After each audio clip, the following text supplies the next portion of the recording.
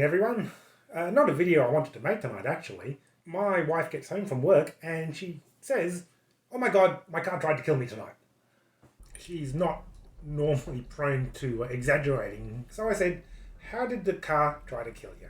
And she said, "I was driving home, turned into the shops, and it just came to a dead stop.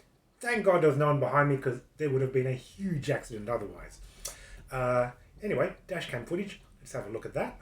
But if it never had that first commercial broadcaster, Australians would have missed out on that iconic show. So there is a need for producers to have more than one venue for their local kids' TV. They're all goes to the ABC. There are only so many slots, there are only so many places available. So there needs to be more diversity in the marketplace, more places for local producers to go. So as you can see, we're just driving along normally. Yeah, it's a wet day. Turning the corner, and as we turn in, just past the traffic light, come to a dead halt. All the emergency buzzing and beeping comes on, and we are dead in the water. Luckily, there was no car behind. Guaranteed it would have been a pile up. So what is it called when your car decides to brake for no reason? Well, a lot of modern cars have emergency braking, autonomous braking, automatic braking, whatever you want to call it. And Teslas are famous for it. It's called phantom braking. I haven't had any phantom braking in my Tesla in 1 year and 10,000 k's of driving, but it does happen from what I hear. This is the first time it happened in our MG4. And you know what? We've only done 800 k's in the car in a month. So it's a little disappointing that on a brand new car, we're getting this emergency braking out of nowhere, complete dead stop. The next thing we have to look at is there a way that we can avoid this in the future? So let's have a look at the infotainment display. Let's have a look at the car settings and see what's up there. Right, only 800 odd kilometers. We don't drive a lot in this particular car. Let us have a look at what the MG Pilot setting was on. So lane assistance, here we know all about that. Makes you swerve left and right for no reason. Front collision assist, I believe that is the setting that caused that random act of braking in the middle of nothing. The assist mode is alert and automatic emergency braking. Sensitivity is moderate.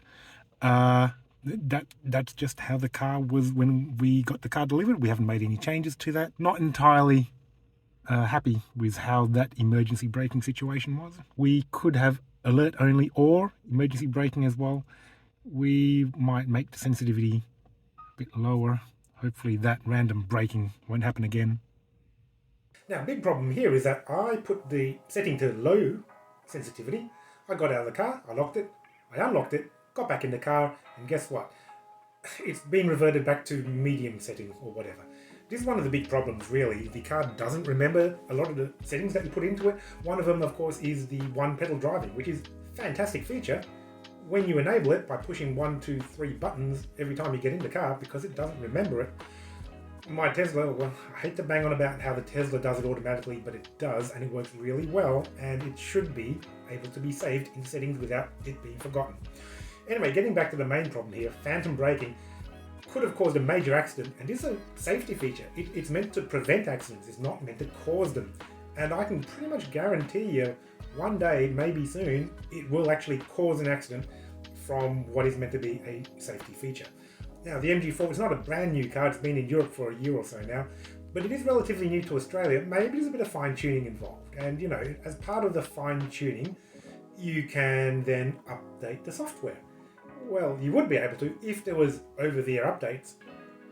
Let's talk about Teslas again. Teslas do a lot of over-the-air updates.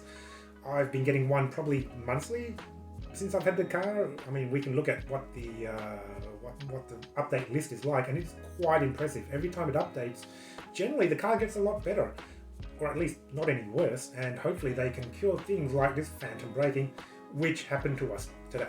And if not over-the-air updates, well, I mean, what? We have to bring our cars to the dealer frequently? I mean, the last time I was there, they said, yeah, come back in 2 years for your first service. Now, I don't believe that if there's a safety problem that it should have to wait for 2 years, especially again when Tesla does over-the-air updates, and it could be pushed to pretty much any car, every car, straight away, wirelessly. If we do have to take it to a dealer, what? We're going to be charged to fix a problem that shouldn't have existed in the very first place?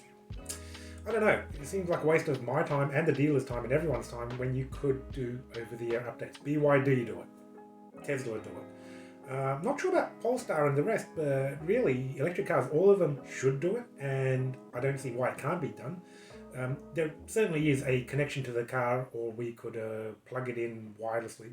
Bottom line is, over-the-air updates, MG4 should have it.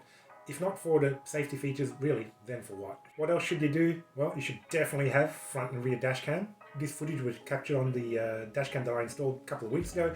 There is a link to the video. I put a half-hour video on how to DIY install your front and rear dash cam in your own MG4, or any car really. But yeah, definitely get one. Doesn't matter what brand, just get one in, because it will serve as proof of what goes right and what goes wrong. Another reason for updating is, well, Tesla are going through quite a few lawsuits in America for the phantom braking problem, and let's say someone gets hurt or a car gets run into because of a safety feature which is malfunctioning, there will be problems, and it will not only affect the owners of the car and the cars will be damaged, but brand perception as a whole, really. Anyway, I was really hoping to not make a video like this. Really, we've loved our MG4 up to now. It's been a fantastic car. A couple of minor little quibbles like saving settings, one pedal driving, but this phantom braking problem, 800 k's into owning a brand new car, it has shaken, I guess, my enthusiasm for the car. I have been telling everyone I know that it's a great car. They should try and test drive it, and hey, go buy one. Let's see what the next month or two pans out to be. Anyway, if you've had any issues with phantom braking, whether it's an MG4 or Tesla or any other car, please comment below for further updates on EVs and MG4s and all great cars in general. Like, comment, subscribe, you know the drill, and I hope to see you in the next video.